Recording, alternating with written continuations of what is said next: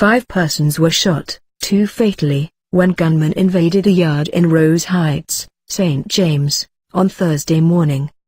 Those killed have been identified as 35-year-old Dwayne Stennett, otherwise called Rasta, a laborer of Branch Hall, and his cousin, Stennett Williams, otherwise called Tino, of the same address.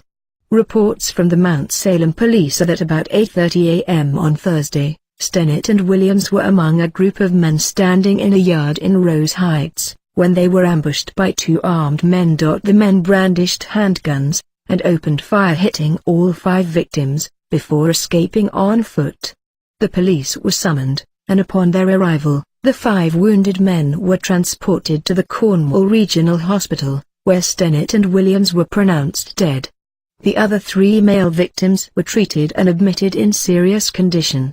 Superintendent Vernon Ellis, commanding officer in charge of St. James, said that the police are now searching for 3 suspects, and he is asking these men to turn themselves over to the police by noon today.